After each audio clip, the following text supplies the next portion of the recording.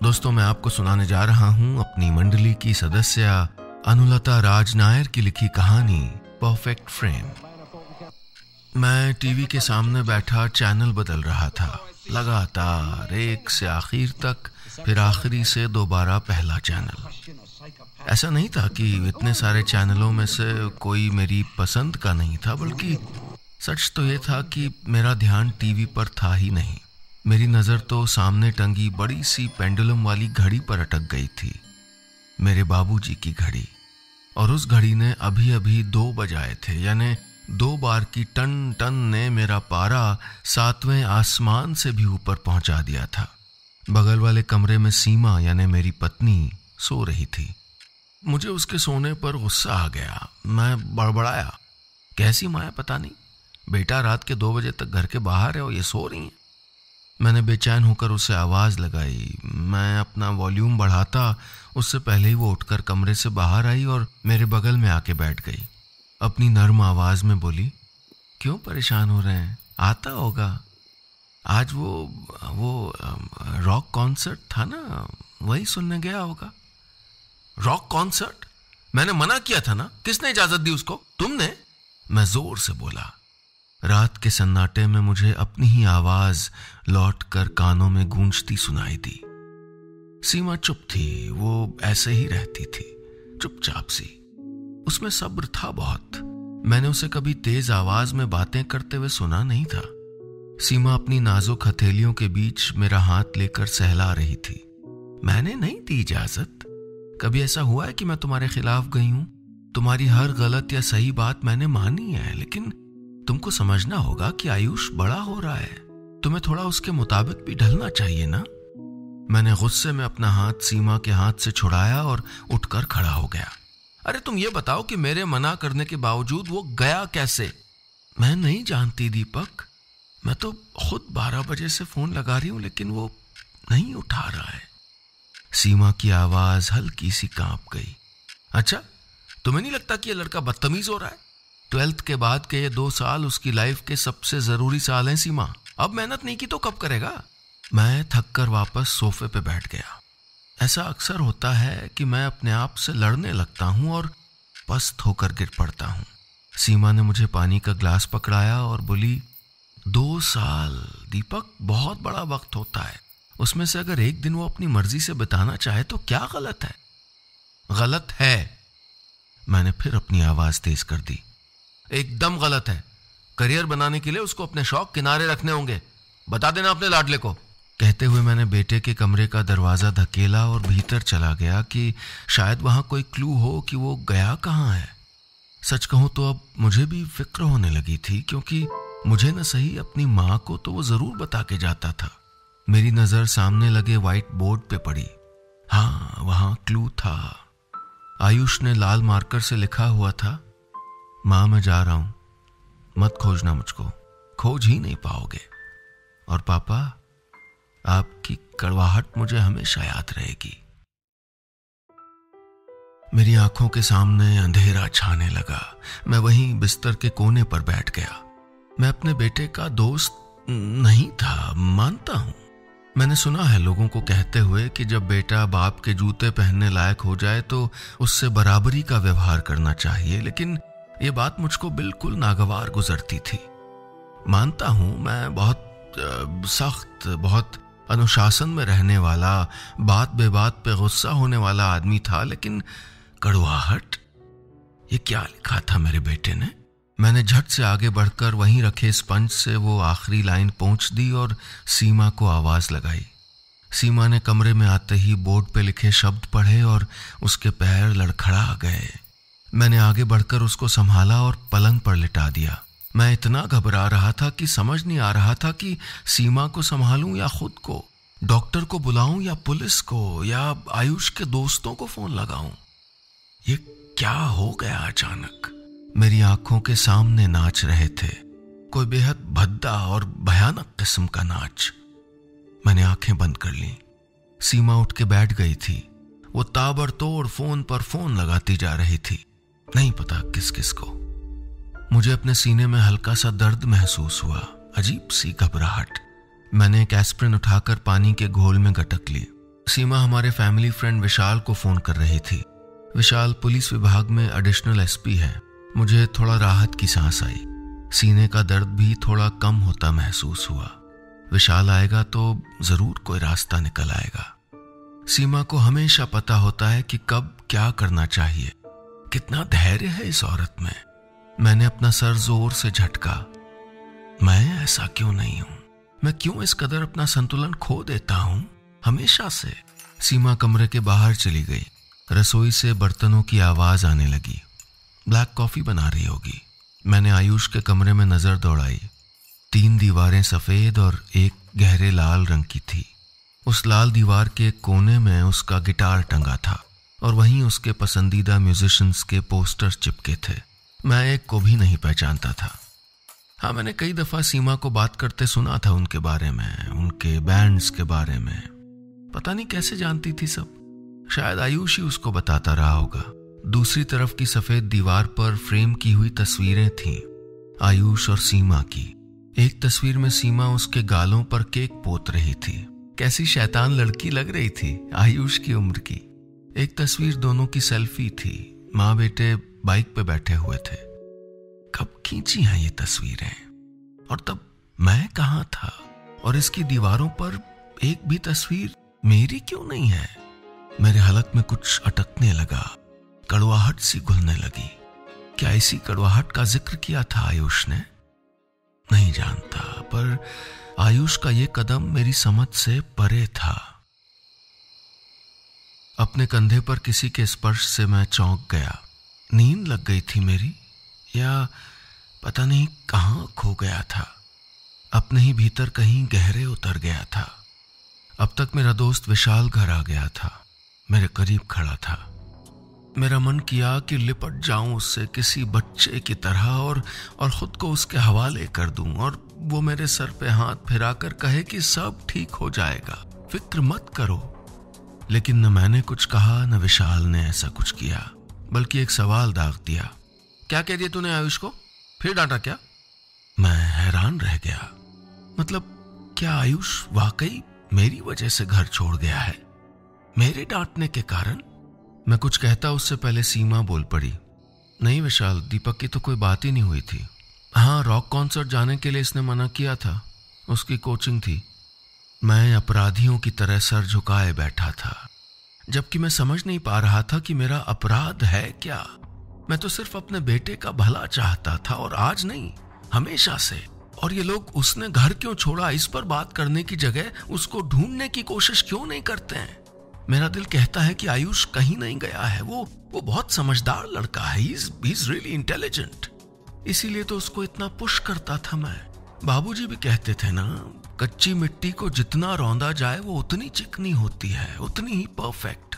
मैंने सीमा से नंबर लेकर आयुष के दोस्तों को कॉल करना शुरू कर दिया। कोई नंबर स्विच ऑफ था, कहीं पूरी तरह रिंग गई, लेकिन किसी ने फोन नहीं उठाया। रात के 3-4 बजे कौन लड़का फोन उठाता? मैं तरह तरह की कॉलर ट्यून सुन के थक गया था। बहुत सोचने के बाद आखिर ये तय हुआ कि पुलिस में कंप्लेंट तो करवा ही देनी चाहिए, और मैं, सीमा और विशाल थाने पहुंच गए। रास्ते भर मेरी आंखें आयुष को ही तलाशती रहीं। हर भागती हुई मोटरसाइकिल पर मेरी नजर अटक जाती। फिर लगता, नहीं, ये आयुष नहीं हो सकता। मुझे याद आया वो दिन, अभी कुछ महीने पहले की तो बात थी। आयुष अपने 18वें जन्मदिन पर मोटरसाइकिल चाहता था, और सबसे मुश्किल बात यह थी कि उसकी माँ यानी सीमा भी यही चाहती थी। उसके 12th में 95% मार्क्स भी आए थे, यानी उसको अपनी पसंद की चीज मांगने का हक भी था।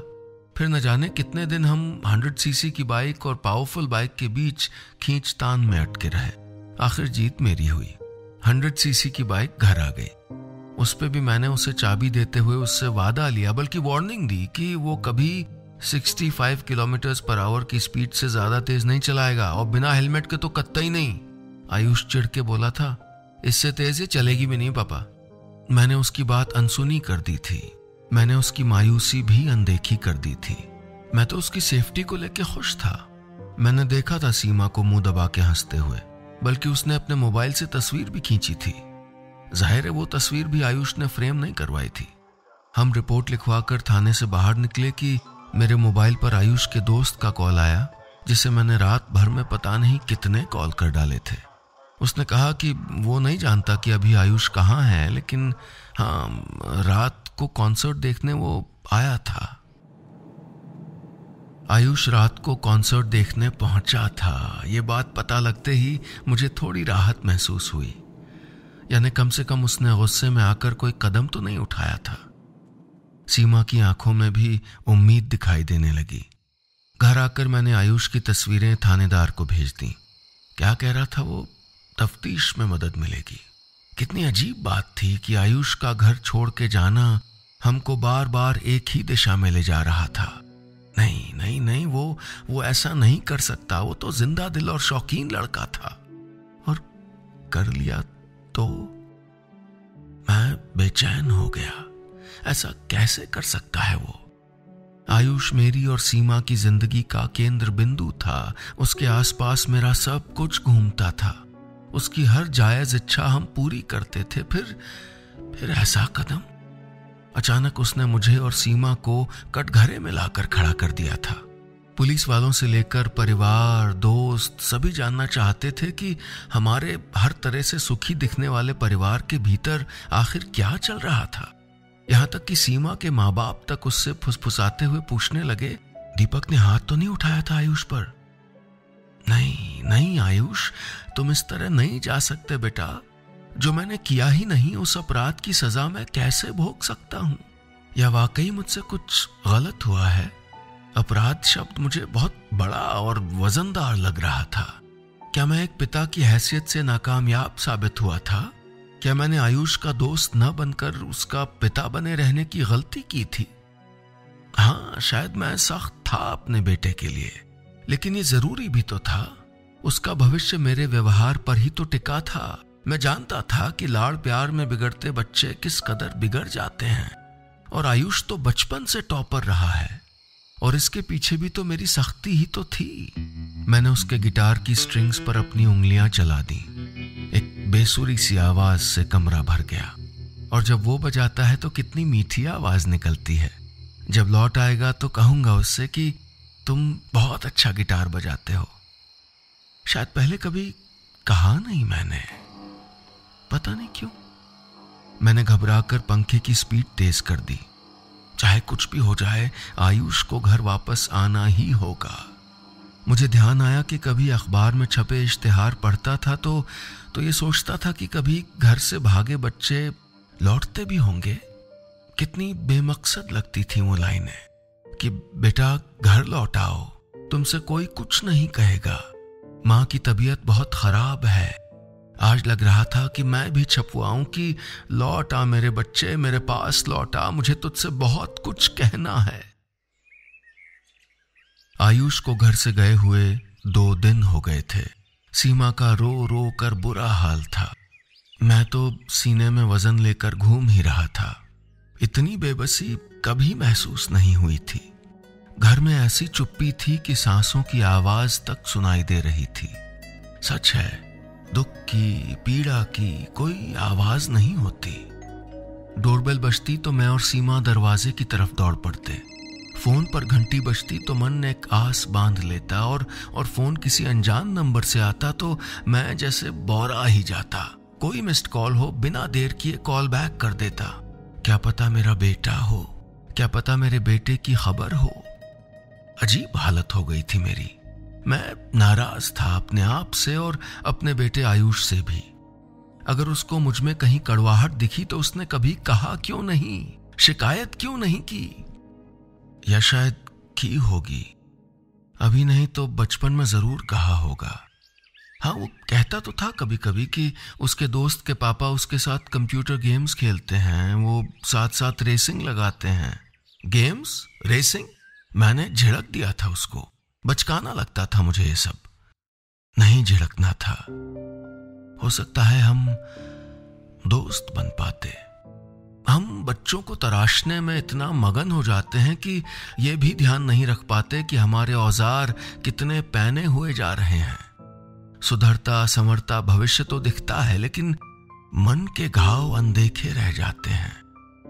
मैं सारा दिन सोचता रहता कि अगर एक बार मेरा बेटा घर लौट आए तो मैं उसके हर घाव पर मरहम लगा दूंगा। बस एक बार लौट तो आए और भूल जाए मेरी कड़वाहट, मेरे कहे कसैले शब्द। मुझे किस्से, कहानियां, फिल्में याद आने लगीं जिनमें अकेले सफर करते बच्चों को कोई ऐसा मिल जाता है जो उनको समझाता है या उनकी सोच बदल देता है। क्या मेरे आयुष को भी ऐसा कोई मिलेगा? काश मिल जाए, काश कि उसे कोई घर लौटने को कह दे और काश आयुष उसकी बात मान भी जाए। मैं आयुष की अलमारी खंगालने लगा कि कहीं कोई डायरी हो या कोई खत जो मुझे थोड़ी सी आस बंधा दे।